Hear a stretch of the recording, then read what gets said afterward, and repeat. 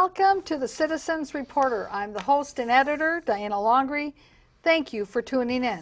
The Citizens Reporter is brought to you live every Friday evening from the SCC studios out of White Bear Lake. Now, the Citizens Reporter is, as I mentioned, live this evening. Our phone number is on the screen, so if you're watching on our live cablecast date of May 13th, 2016, please call in with any news that's happening in your neighborhood, or perhaps you have comments on our newscasts. To help me with this evening's cablecast is a regular citizen reporter, Mr. Mark Bradley. Thank you for having me. And as usual, we have a lot of events to happen, but I also believe there was an event that happened to you yesterday. Oh, you're talking about giving an update on that legal case. Exactly. Well, you know, the other day I had the reporter from the Pioneer Press calling me up. She said, oh, I see that there is the hearing date scheduled for May 12th on that hearing where Maplewood is trying to make a case out of a citizen, resident of Maplewood, having a meeting document at a public meeting and then going home supposedly with that copy that was out for the public. And anyway, so yes, there was that hearing that occurred, and see, when I talked to the reporter about it, the reporter asked me what was going to happen, and I told her that there was currently a motion to remove the Maplewood prosecutor from prosecuting the case because it appeared to be a clear case of political retaliation by the city using their prosecutors to use their prosecutorial powers to pressure somebody to have enter into a plea agreement or just put them through the ringer. And so I told the reporter that there was a motion on the floor for a removal of the prosecutor. Well, we got to the date and time to see if the judge was going to grant that, and then as it turned out, the judge actually recused herself from the case, so now we get to start back again at the pretrial stage with a new judge and still be able to present our motion for the removal of the Maplewood prosecutor, the law firm of Kelly and Lemons. Now keep in mind their predecessor, Kelly and Lemons' predecessor, Kelly and Fawcett, years ago used to be the city attorney for the city of Maplewood, but under some colorful events that border on unethical behavior, they resigned from their contract with the city of Maplewood. And that, of course, is part of the allegations that are made in that claim as to why there is political retaliation attached to this particular case, because it involves certainly somebody who was an elected official back during that time. And because of our listeners aren't really aware of what transpires at a usual council meeting, this was material that was left on a table on the back. Yes, that's a good point to make, Mr. Bradley, is that the materials that we're talking about is that under the Minnesota open meeting law, that when there's an open meeting for the public, that the public body is required to have at least one copy of every single thing that the body is looking at produced and in the back of the room or somewhere in the room for the public. And that is for the public, and the law requires the city to produce that for the public. And in the city of Maplewood, once a meeting is concluded, those items that are left in the back of the room that were produced for the public are routinely put in the recycling bin. And they are recycled, and there is nothing further done with them. They are not stored anywhere there at City Hall. There is not a library that residents can go to and say, oh, I want to go and take a look at the budget catalog from last year or 3 years ago. There's no such place in City Hall for that. And so you're right, Mr. Bradley. And there were at this particular meeting there were like 5 different members of the public who were there, and each of them all went home with materials that were left in the back of the room produced for the public. And out of those 5 individuals who went home with materials produced for the public meeting, only one of them was charged with theft. And that is the person that this is a political retaliation against. And I wanted to also add that as far as that goes, when we're looking at it, the official copy would have been held by the secretary, would have been recording the information, and that would have been, if they needed a written copy, she would be using that to do any editing on the computer site, as well as keeping it as a permanent copy for them. So right, and Mr. Bradley, you're perfectly correct in that the original of whatever is produced for the public, the city has their original. Right. They have their original on their computer servers. That is where their original is. And actually, the state law does make a distinction between that original, which the city owns, and they are the owner of their original. Right. But copies that are produced for the public, for a public meeting, is produced for the public. And finally, I wanted to throw one last point in there. Here's the city prosecuting on it. The only way that they could even have a glimmer of that is if it was the city managers. But the reality is that if it's anybody else's copy, technically they would have to make, as far as I'm concerned, would have to make the appeal themselves, because the true matter is that is their copy, and if they left it in the back, they've given up all rights to it. And if they still feel that it was only for people to look at, they should have written it on there, and they also had their name on it, so they could make a claim against it. Well, and what your point is who owns the property, so to speak. Exactly. And what you're saying is that this was not something that anybody else laid claim to. And further, that if it did belong to somebody else, only that person would have the standing to bring a charge of theft. Exactly. Plus also the fact is they'd be the only one to be able to judge any type of value to it at that point, since it was left out there just like any type of loose material is. Right. So we'll just have to see how that all shakes out in the next few weeks or month. We don't have a date set for the reset of the pretrial. This will be now the 3rd reset of the pretrial. So this will be the 3rd time going to court for the pretrial to discuss the motion. And if you live in St. Paul, you better grab your socks and pull up your jocks, because of they're getting ready to take you on a ride that's really interesting to take. And I thought I'd bring that in after we got this kind of judged as to what was happening out here in Maplewood. And why I'm saying that is that what we're really seeing is that there's going to be a lot of money spent, and it's going to be spent in, as far as I'm concerned, a really, how should I say it, irrational way. And let's first start out, before we get to St. Paul, well, let's start with St. Paul, because we'll start out with the soccer stadium here, because oh no, the soccer stadium the infamous again. soccer stadium.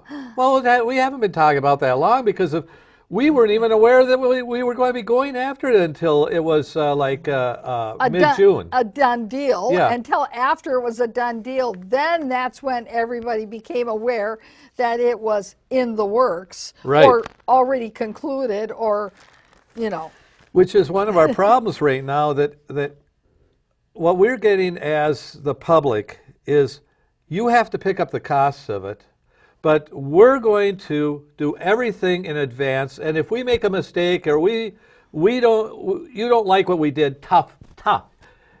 You don't matter. You, the public, does not matter in this case, but the soccer is a perfect example of that.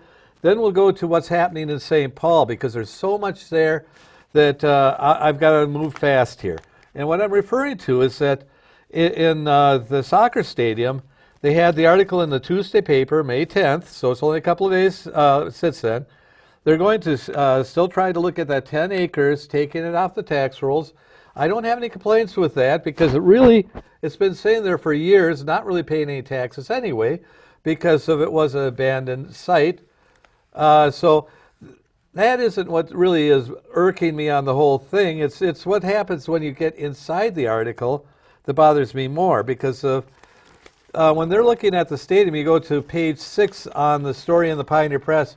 And I also should add that for those people who are buying the Pioneer Press, there was a nice article in the Minneapolis Tribune today announcing that the Minneapolis Tribune is the major newspaper in the Twin Cities, and that they would love to see St. Paul stick around, but it looks like the owners of the newspaper have already contracted all the services to Minneapolis Tribune already, so they're already delivering your paper, printing your paper, and everything else.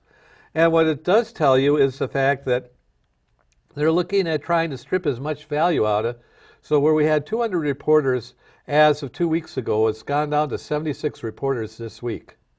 So we're not getting as many people, and where there's nobody that's really looking to buy the paper at this point. I'd say maybe sell to Lilly because they seem to be the only ones still buying papers. But the fact is, it looks like they're going to strip out as much value and try to keep it there for the people that are loyal to the paper. I guess I'm one of those loyal ones because I'm still buying along with the Minneapolis Tribune here. Because you just heard, I've got something on the St. Paul. Probably the only reason I got it is because of the St. Paul newspaper is the only one that will carry it. But here's what we have for the soccer stadium in this one in the St. Paul Pioneer Press. The bigger issues are the conference committee, Pappas said, is all costs of construction and all operations and maintenance of the facility will be done by the developer and the soccer team. That's in the neighborhood of $250 million when you talk about them buying the franchise, and which is $100 million, and $150 million is projected at this point. Remember, they've been building stadiums, and since it's gone to the government building stadiums, they haven't never met the undercost. Right. They made it on one of them, and that was the original Twin Stadium. They broke even on that one. But every other stadium, including all the Gopher stadiums and everything, have gone way over cost. So you're projected $150 million.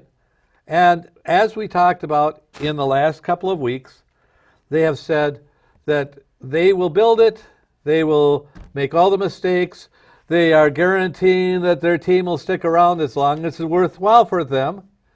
But guess what? St. Paul is going to buy it. They're already signed the agreement. And the big questions we're asking at the committee was, would this attract new business to St. Paul and simply take them from elsewhere? What we're seeing is it's kind of like what's been happening with the Port Authority. We've talked about that they have all kinds of facilities, and what they do is they had the one that was the terminal facility that's over there between Minneapolis and St. Paul, that they have taken people to come over already to the 3M site, which was at fire engine operation, another one. And they're also going to be taking another group and bringing them to plant them in the middle of the Phelan site of 3M's old plant there. It's going to have, I think, something like 58 people are going to be hired at that site, but it's being relocated, so it's not that big a deal. Right, right. Well, and there really is, Mr. Bradley, a difference between just simply relocating jobs from one site to another, and you got the same number of jobs. And that's what a lot of the... And just relocating them, I mean, you talked about this years ago when they moved the bakery over the there. McGlynn's bakery. And you know, really, what did you do? You just moved the site of the jobs from one spot to another. It wasn't like it was a new business to the metro area or an expansion really per se. It's just a matter of who can steal a business from one municipality here in the metro area from another. And when they fill a site like that, they're not filling it with somebody who's got a lot of money. So they build the building and then they got to say, well, we're going to cut a contract. We don't know what the contract is. Does it break even? Does it bring a lot of benefit to the city in profits from that building compared to what it was there? But they would have had to improve the McGlynn's building anyway. So they would have been responsible to pay for their own upkeep of that building. So by moving it, it was kind of a shell game as far as I was concerned. But here's what we've got looking at St. Paul. Like I said, I wanted to move fast because of a lot of it will kind of surprise you. It looks very good in the Pioneer Press again. They're talking about all that's coming to St. Paul, and they show all these dots all over the place. But then you start to read what they're for. Now remember, St. Paul right now has not been able to really bring a lot of businesses back to St. Paul. And the biggest problem we've been having is filling out our housing in St. Paul and in Maplewood with people that are coming with full income. We can do subsidized housing real good. We can write a slip and somebody can go into those. But now take a look at how many buildings are being converted. And what bothered me about is when I went down this list, we go to the Customs House, which is the post office. And now that is an apartment building, but it's supposed to be a high-end apartment building. It's on the river. Hopefully it will actually be able to sell itself out. And this is done by a developer. So we're looking at that. The next building this list on is the old Woolworths building. And a developer is actually taking a risk on that building. He says, well, most of the offices are filled here, and because of the rents are so much lower than Minneapolis, he thinks he might be able to get somebody to come into the Woolworths building by revamping it and making a nicer facility for somebody to use. But what we're looking at with most of the other buildings here is kind of a roll of the dice. We've got Sibley Square, which is Timberland Partners, so it is somebody that's doing the redevelopment there, and there are people in that building, so it's not a big deal, but it's still on the list. The next one is Ramsey County West building, which is on the river bluffs. It's being torn down, so it's along with the detention center. So basically, it's putting $17 million of debt on the city with nothing there. I'd like to see them put the farmers market in that site myself. You heard me last week talk about that. The River Center parking ramp has to be torn down. Now remember, we got the $17 million we're already talking about here. So what are we talking about there? Okay, now wait now. The River Center parking lot has to be torn down? That's what they're saying. It's a 50-year-old ramp. Okay, so then what are they going to replace it with? Well, they're going to replace it with a new parking ramp. Oh, I see. It's okay. just it has gotten old and decrepit as far as they're concerned. But okay, but my question is it a safety hazard? It doesn't. Just because the concrete is 50 years old, does that mean it's a safety hazard? I have no idea, and that's the whole question here. This is a whole list of things. And that's what the elected officials should be asking when this type of a list is being put in front of them, because many things can be made of concrete and rebar, and if it was constructed properly and it hasn't and it's been maintained properly, it could easily last more than 50 years. Well, we have, if you ever watch Channel 2, they talk about that they were using concrete back in the Roman period. Yes. And those buildings, including, I forget, it's the one with the hole in the top of it that allows the light to come through. That was a concrete construction itself. And that's over, I think, 3,000 years old now. Yeah, there you go. So good question to ask about. And they didn't use steel or rebar even in it. Yeah, that's right. Well, let's hope that those elected officials can ask a couple of pertinent questions. That's like tearing down the the Ford plant in St. Paul, which was steel and concrete, and keeping the Ford plant in Minneapolis, which was brick and mortar and timbers. Yes. It's the same type of questions I ask all the time. But as we go down, we keep hitting these things like the West Side Flats, which is actually in construction. The contractor's doing it on his own penny, mostly, the way I understand it. The Lowry Arts Apartments is Jim Cockrell, which is doing the development all over the place. You'll notice his name being mentioned if you read the articles. And this is in the Thursday paper, which was yesterday. This was in the Pioneer Press. So if you get the Pioneer Press and you get the Thursday paper, take a good look at it. Because what you'll really start to realize is, where is the factories? Where is the jobs? Where is the business? The only building that has been mentioned in the whole list that I could find on the first page, well, I should exempt part of it because of there was the stuff that was being done by the hospitals. So the hospitals were doing their own improvements too.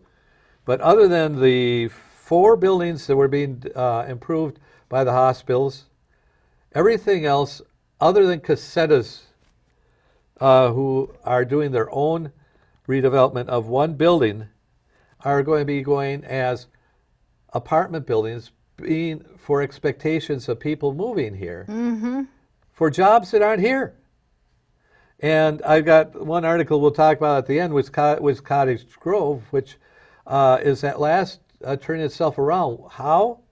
Because it brought in a couple businesses in the last year that basically have brought enough interest in the city that the Hy-Vee's coming in there, and which is one of the businesses, but other businesses are following suit because they feel that at this point there's enough commercial sales in there to turn over business.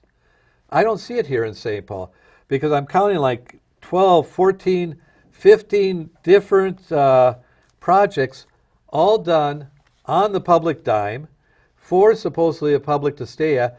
But one of the ones that bothers me the most we talked about yesterday, and that's the new Dorothy Day Center.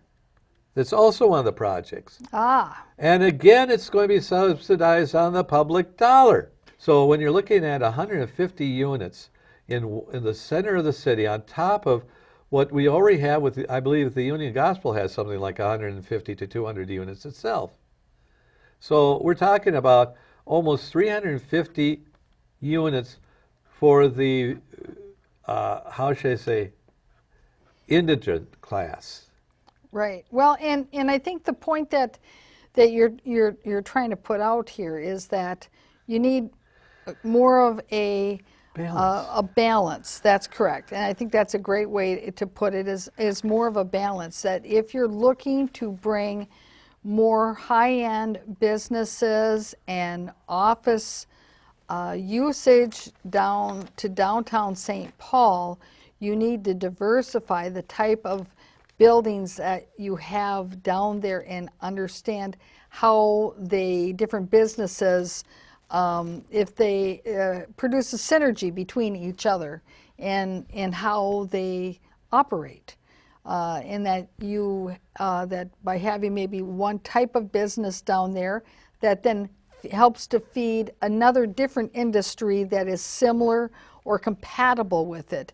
And I really don't see any of that type of planning going into trying to rejuvenate St. Paul's downtown.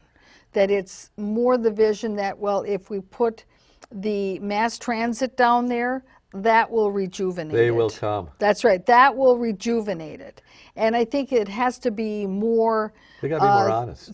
It has to be more three-dimensional than Right. that. It has to be more than just saying, we'll put light rail down there and somehow or other that's going to rejuvenate the downtown of St. Paul. And people aren't really aware of the fact that when we're really talking about all these buildings that I just read to you, that there's, on the first page, we got over 20 different buildings that we're talking about. There's actually 27 projects just on the first page. You've got, by the time you get done, with Highland Village, which is supposed to be being converted as an office complex and 4-story apartment buildings. but nothing like I would have envisioned, which would be bringing some tax base back to the cities.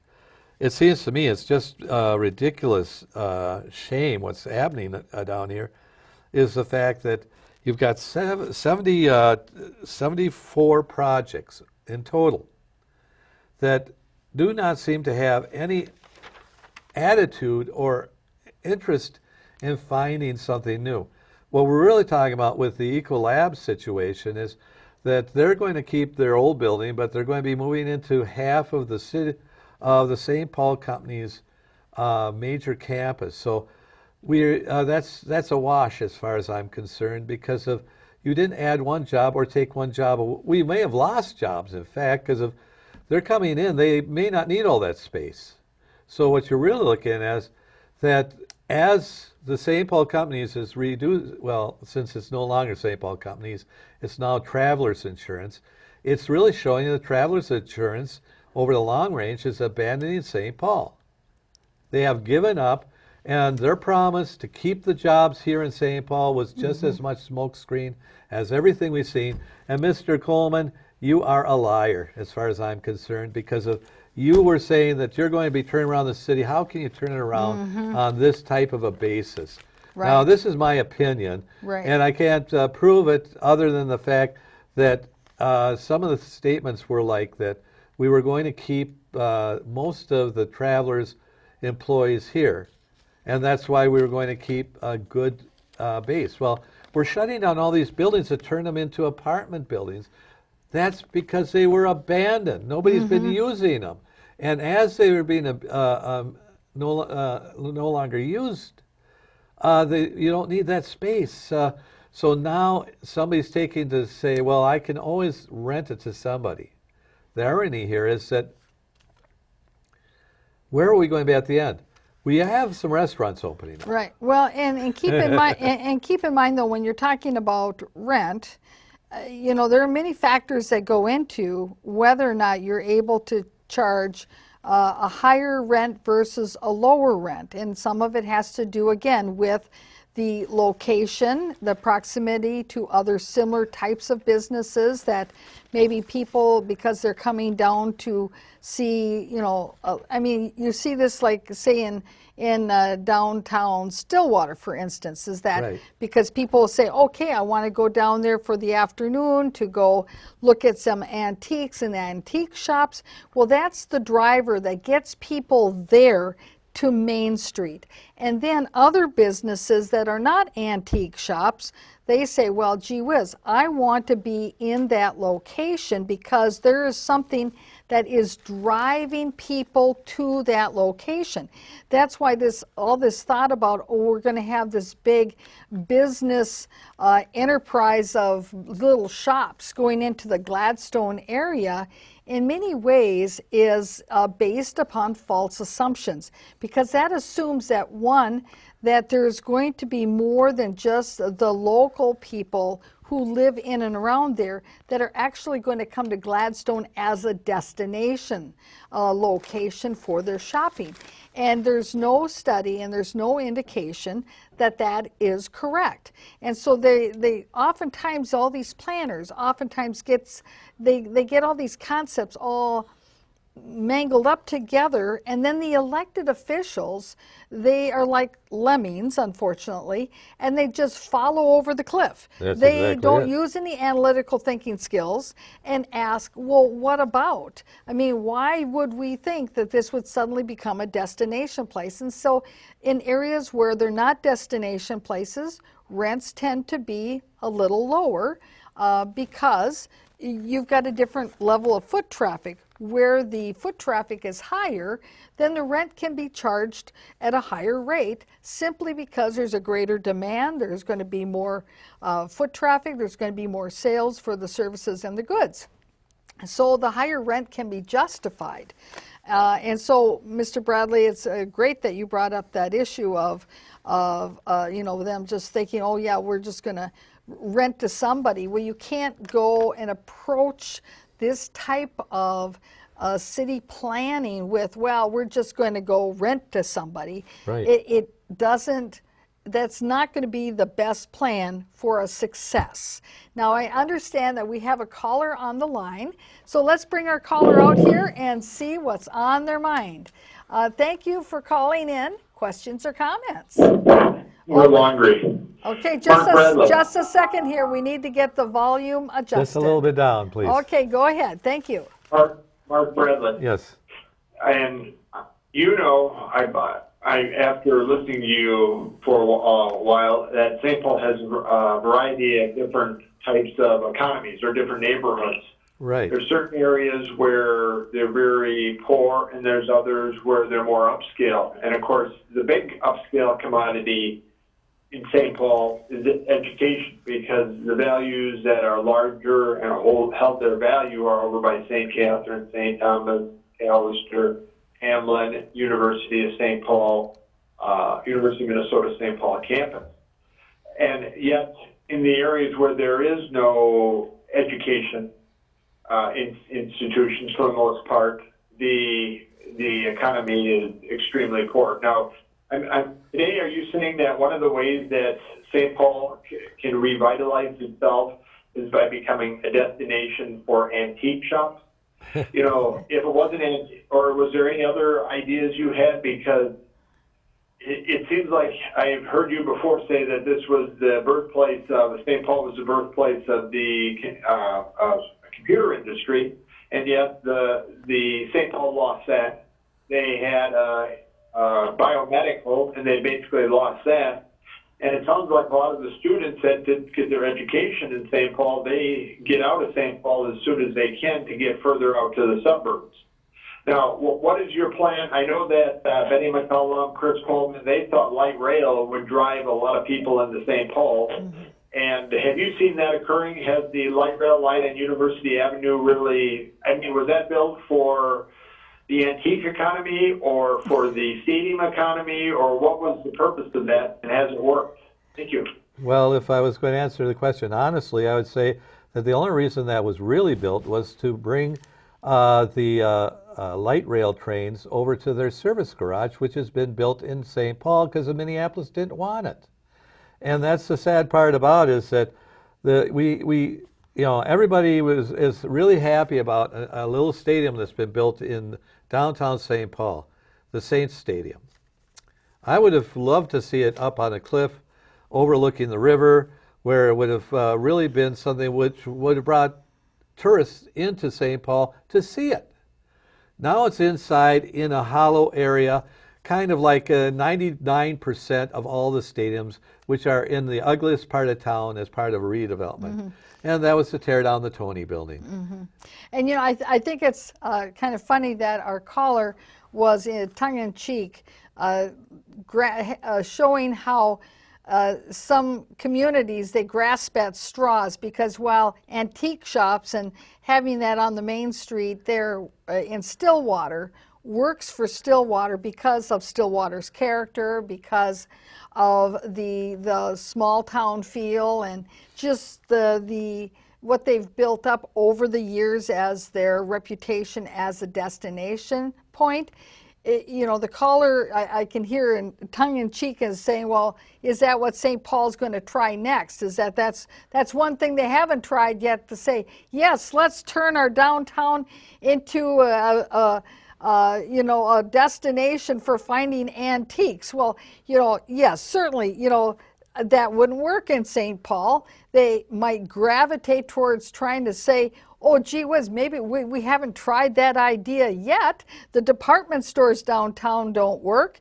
Well, throw that one out the window. Throw the antique stores out the window.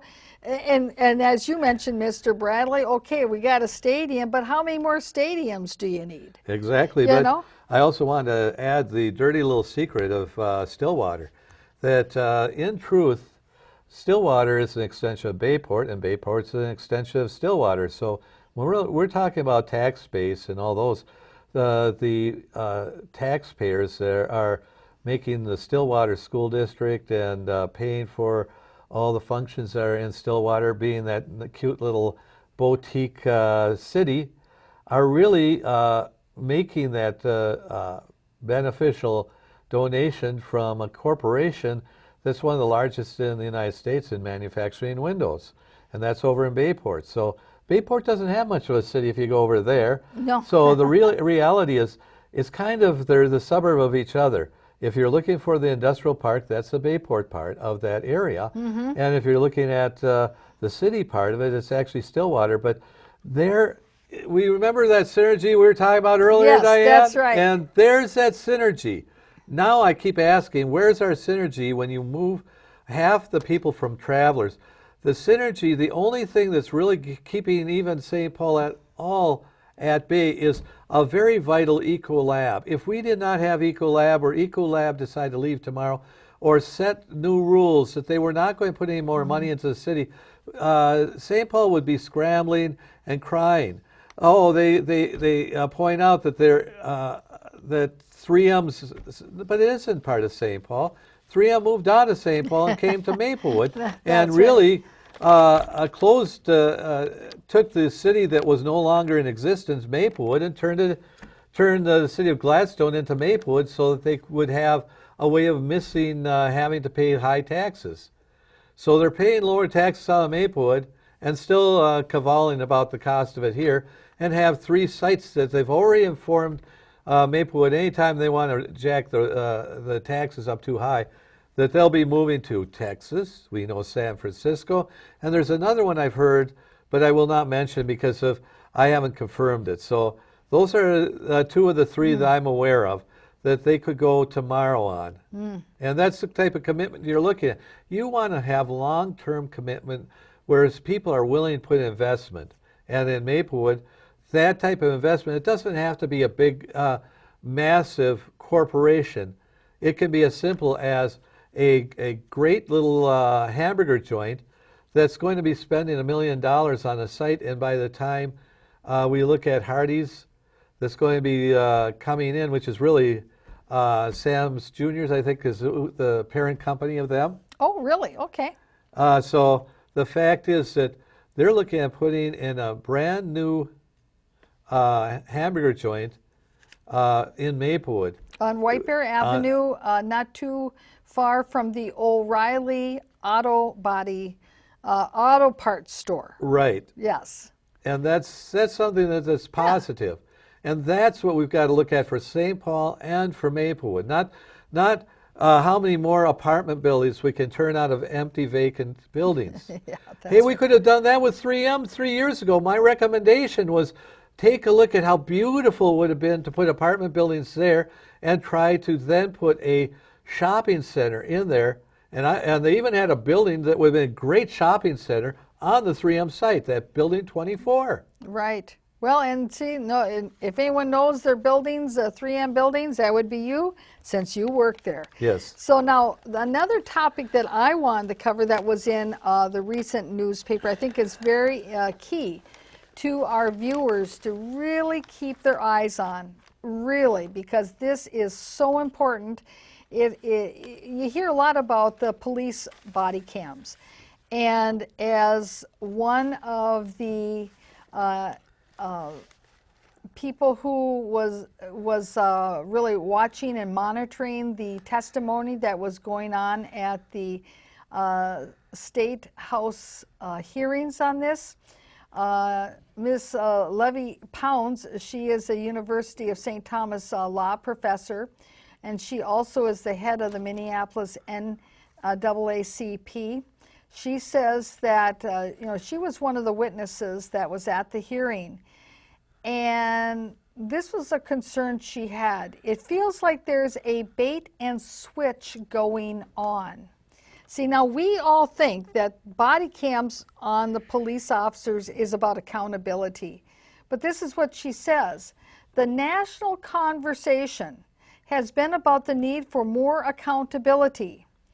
Now, and she's talking about here in Minnesota, now to see that suddenly all this footage will be used for prosecution. This is a cause for concern. So on the national level, they're talking about the use of body cameras for accountability to ensure that best practices are being used by the police. But here in Minnesota, They are saying, no, we want to use that film footage so that we can go back later on and see all the things that we didn't humanly observe when we were on the scene. And from that, we will write our police reports. Now, keep in mind, if they hadn't humanly observed these incidents or whatever they thought they, that they should have been a witness to, if they never saw it, they weren't aware of it, they wouldn't be writing up a report. But they want to use the camera film footage as a way to document things they never even observed as crimes, and then they can do more prosecution. That seems a little perverted to me, and I share her concerns. But this bill has cleared a key House panel, and these are some of the things that you should be aware of, and that if you think that this is going in the wrong direction, you need to get a hold of your state representatives and tell them how you feel about it and find out where they stand on the issue of police body cams here in Minnesota. And the bill states, okay, 1, the general public can see police body camera footage only if an officer in it causes somebody substantial bodily harm. You know how high of a standard that is? You've got the government collecting all this data, and that the public is only permitted to see all this public data only if somebody has determined that there's been substantial bodily harm. Who determines that there's been substantial bodily harm? The fact That's is, the first thing. And second of all, where's the accountability in that? Because you can have certainly people pursuing their duties as in their official capacity as a police officer, but that they may not be following best practices, and best practices may be violating civil rights. Now, that's not a substantial bodily harm, but that's a violation of civil rights. And why shouldn't we be able to see that? Where's the accountability without being able to see that? I think the word that should be struck is substantial, because that's an arbitrary. Right. There is no definition for substantial, and that can take you up to broken arms and broken legs. Right. And the thing is, my point. It's a determinant. Right. Well, and it might be subjective. Right. And so, but but it isn't just bodily harm that we're concerned about. Yeah. We're talking about violation of civil rights. And so we should be able to see film footage of violation of civil rights, I would think. Here's another thing that the bill states. Anyone in a non-public video could get it and make it public after an effort is made to blur anyone in the video who doesn't sign off, and the active investigations are done. Police agencies or court could order the video released as well. Now, here's another question I have with that, is that if you are a private citizen, you are at a scene where something is happening, and you now become a citizen reporter, and you've decided that you're going to start filming this with your smartphone. You do not have to blur anybody's face at all, because it's in a public place. Yes. It's in a public venue. So why does it have to be that way just because it's the government collecting it? You see what I mean? It's in a public venue. Everybody's in the public. Okay, here's another thing. It states police would have the power. The police would have the power to redact parts of the video that offend, quote, common sensibilities, a term critics note is uncomfortably subjective. Oh, I see. They can redact parts of the video that offend common sensibilities. In other words, if somebody shoots somebody dead or beats them to a pulp, we can redact that because it basically It's- that offends me. I don't think we should be letting the people see that, even though the whole idea of getting that piece of material Yes. was for finding out who actually did the beating, who actually shot the. Exactly. And what about if certain derogatory swear words are used? Now, that might offend common sensibilities in many people. Right. Well, now you blur out and redact what that word was. Where's the accountability in knowing that somebody in the enactment of their official duties was making racial slurs as part of their speech? You see, there's a lot of concerns I have about that. And finally, let's remember that if somebody made that type of a slur, that would also be showing a bias and bigotry. So that's actually looking at it from the standpoint of redacting that. It makes no sense at all because of that. It would be showing that that person would not be held to the liability he should be for his own internal bad His bad behavior. behavior. Yes. Yeah, that's right. And then lastly, it states here that the bill would say that police could also review the footage before they complete their written incident reports. A provision strongly desired by law enforcement. Well, of course, why wouldn't they? I mean, then they don't actually have to be observant and be, there on the scene. They could just carry cameras around and just make reports off of cameras. And then it says, this provision, however, is adamantly opposed by the local ACLU and NAACP chapters. And of course, again, it goes to that issue of protecting due process, protecting civil rights, protecting a person against undue scrutiny when under the usual human eye you wouldn't have seen anything. It creates a bad precedent. I'm going to point out something that I think anybody who has any common sense should realize. What is the number one thing the police have been using for the last couple of years is the same things they now are asking us to redact.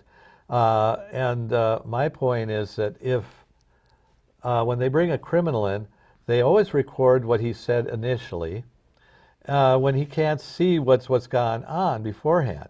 If we're going to do that, we really should allow our criminals to actually watch what they did. If they were, let's say, at a riot and they threw a Molotov cocktail through somebody's window, let's let him see if he could identify himself in that video. And if he couldn't, he says, well, I was just in the area. Well, my point is that right. It's the same thing. Right. If And, the well, police made a mistake, by keeping them from seeing that mistake, they turn in their original written report. It shows that bias. It also shows what they had done incorrectly, and then the police should be going back to that officer and saying, that was biased, that was incorrectly done, and you should be Right. going into a retraining on this type Right. of service. Exactly. And let me give you an example of how this cuts both ways. I had a client who unfortunately was busy thinking about something else and didn't realize that across the street in the other lane of traffic was a school bus with its arm out. And also didn't realize that in the lane next to her car was a police car. She was busy thinking about where she was going to be turning in her turn lane. So, you're supposed to stop when the school bus has their arm out. She did not do that. And because the police officer was right there, saw this happening, they pulled her over. Well, meanwhile, of course, this police car did have on car camera. And they wrote up my client with the ticket of doing what she did. And then later on, when they went to go and they looked at their film footage, okay, and they saw when the arm went up or down and the car went by, and so then they recharged it and upped the charge based upon looking at this again, even though the police officer had been sitting in that car and observed what they observed and charged the first charges. Well, so in this case then, that was used then afterwards to amend that charge and increase it, and that meant the difference between a misdemeanor and a gross misdemeanor. Well, we got a hold of that film footage. Now this is where sometimes it can cut the other way, is that we got that film footage and we started looking at it carefully. And yes, we could see what the arm, when it was up and it was down and when the car passed, but we could also see something else underneath the school bus. We could see that the last foot of the child that was getting into the bus lifted up off the ground and into the bus before the car drove by. So it wasn't indicative of where the stop sign was. It was indicative of what made it a gross misdemeanor is that there were kids outside. Well, we were able to demonstrate that the kids were no longer outside the school bus because the last foot actually, you could see it, went up into the bus underneath the bus, you could see that. And before the car went by. So then it went back to being a misdemeanor. So you see, film footage can cut both ways. But my point is that the police report should be what it is and not use that film footage to complete it because it's half done. Right. You see, because in the end, yes, that film footage is going to be looked at. A prosecutor will have that right. See, and that's the difference between the police writing their report on that film footage, or the prosecutor later on looks at that film footage and then decides if there is additional or more And charges to be made. And that's a distinction between the police further writing their reports from camera film footage versus if a prosecutor looks at that evidence, which then is given to both sides, and that prosecutor decides that it shows that there is an additional charge to add. But See, also, more importantly, I think when you're looking at it, you got to realize that the public has a vested interest in this. That's right. And the fact that if the officer is writing up a report, there is no way of contesting if he's able to look at the actual footage himself to write up his report's going to match what's on the footage, even if that wasn't what he would have originally put in there. Right. And that's the part where if he is not correct and the defense as well as the prosecution have a chance to look at it, they both can understand that there is a dissimilar credibility. There's a credibility gap that's right. Well, created there. and keep in mind, just because it might appear that you see something on film footage, it may not necessarily be completely accurate, because depending upon where that camera is located, what is the angle, what True. is the lighting that's going on. You can do trickery with lights. Your eyes can be tricked by the lights, by angles, and so can the camera. And so that's why it's also important to be able to have that human observation of the police officer who is trained in these things to write his report from his personal observations, because for him then to just say, well, I didn't really observe anything, I just relied on what the camera says, well, now how can he even credibly give any testimony at that trial about his personal observations if he really made no personal observations and all he did was sit at his computer and watch a movie?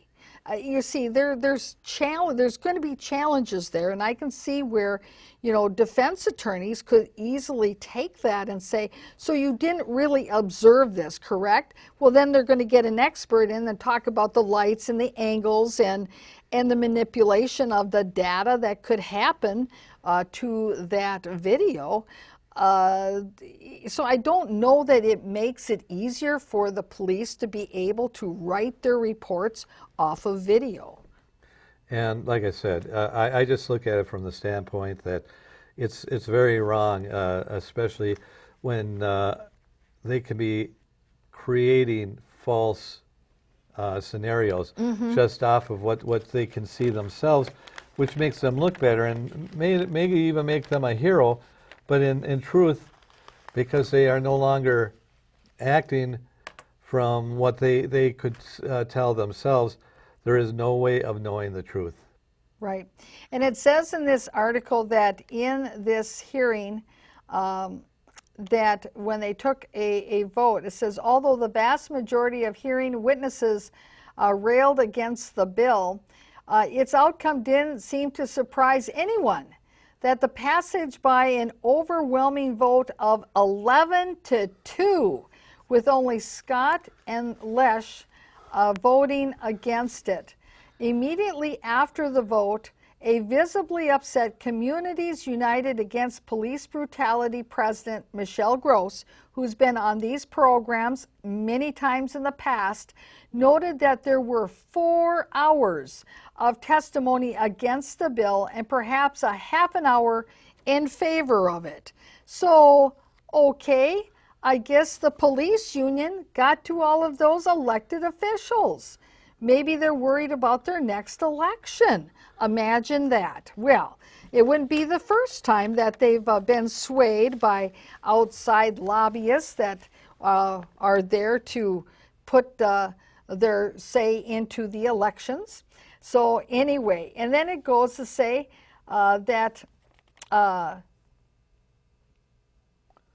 then it goes on to say that, well, I guess I was looking here to see if it said who some of the testifiers were in support of it.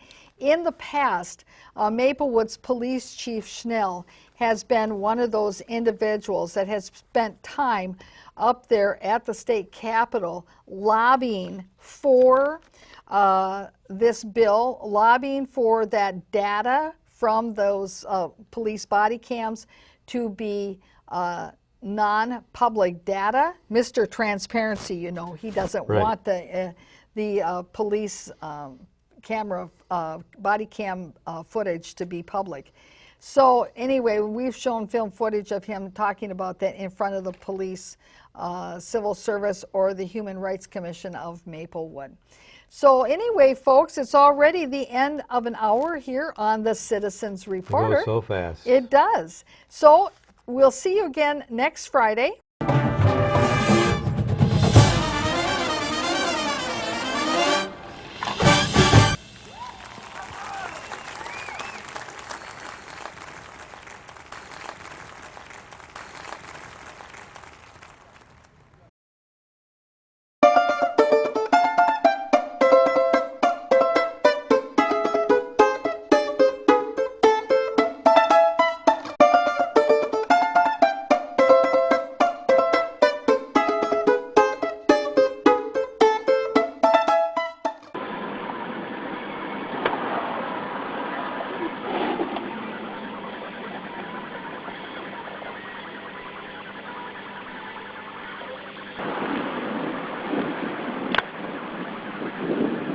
Hi.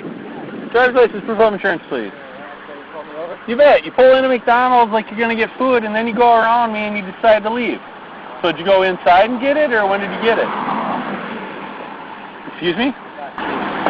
about my glove box. Go ahead. So did you go through the drive-thru and then go around again, or did you go inside and get it, or how'd that work? Excuse me? Your Fifth Amendment rights? Okay, well then give me your driver's license, Mr. Fifth Amendment rights.